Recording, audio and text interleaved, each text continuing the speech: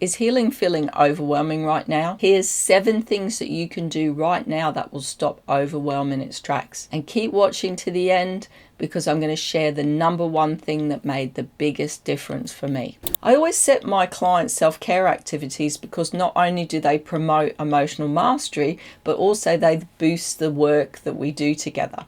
And it's always interesting to me how people approach the self-care.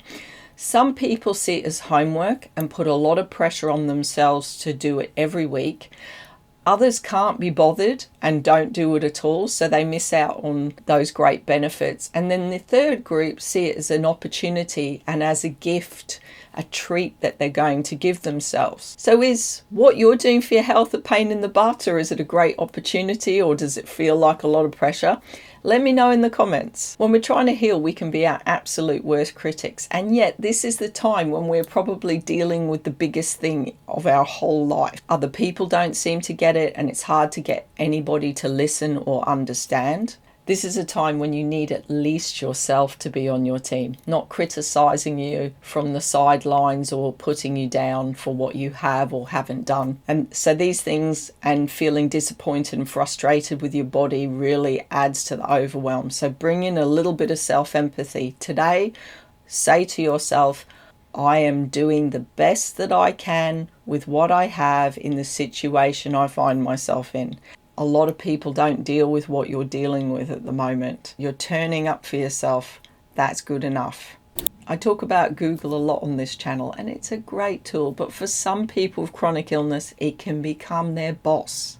Every day spent scrolling and searching for the next fast fix is not helping you. I was there, and I've worked with people who have gone through the same thing, and it's exhausting, it's frustrating, and it's overwhelming. And so when they got out of this, they started to feel a lot better. And I can guarantee you there isn't a supplement or a device that is a silver bullet, because with chronic illness, silver bullets don't exist. And I'm not talking about spontaneous healing. I believe in those, but they don't come from Google scrolling. Giving up that daily Google grind, which I was stuck in for years, helped me so much. So there isn't a fast fix. You just need the right things and a bit of consistency, and you will get there.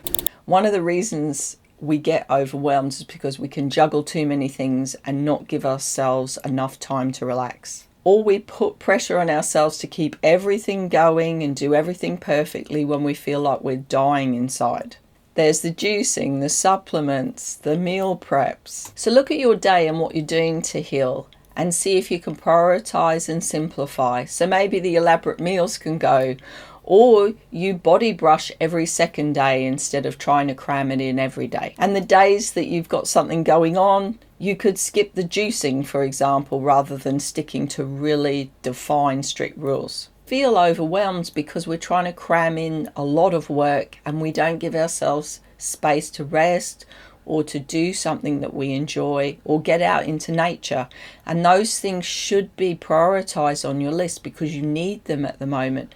They're going to give you a lot of emotional support, but also calm your nervous system. If you want to know the steps that you can take to gain emotional mastery and start to get out of that fight, flight and freeze, I've put a free training together. The link is in the description. That's going to tell you what you need to do. So alongside cutting yourself some slack, it's well worth getting some help for the things that you either find really difficult or you're not getting any results for. So for example, if you're trying to manage your stress using meditation or CBT or one of these other tools and they're not working for you, look for something else and get some help. I have seen people come to me time and time again.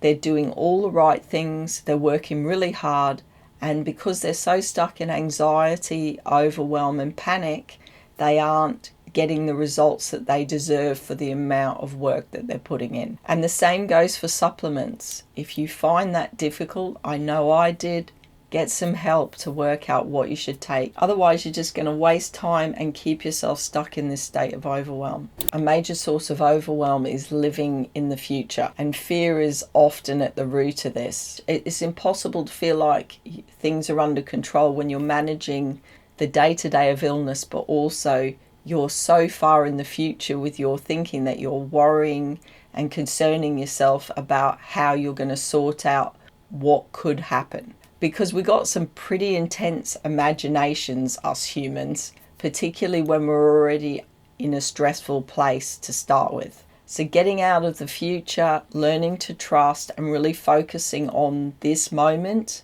and the day that you have ahead of you, that is going to take quite a lot of overwhelm out of it for you. So the thing that I found really helpful when I got into fear of the future, and I spent a lot of time there, I almost set up residence, is to stop, remind yourself that you are safe in this moment, and that's all you need to know. So before I talk about the one thing that took all the overwhelm out of healing for me, if you're watching this video and you're not subscribed, come and join our community. I make videos every week about the emotional journey of chronic illness recovery. So in my healing journey, I really created a prison for myself, a prison of pressure, rules, and expectations. And so the best thing I did for myself was giving myself permission. And permission can go a long way. Permission to not feel great, permission to be in a bad mood, permission to drop the ball sometimes, maybe skip the supplements, maybe not juice one morning, permission to not be with people if I didn't want to. Because what I found was I had such an internal turmoil going on because I had these rules that I'd really boxed myself in. And I was the only person with the key to unlock that. And it was an absolute revelation when I started to be kind to myself and give myself permission just to be who I was in that moment. And I had to hit rock bottom before I realized this. And if you're interested in my journey and what I did to get out of it, watch this video next.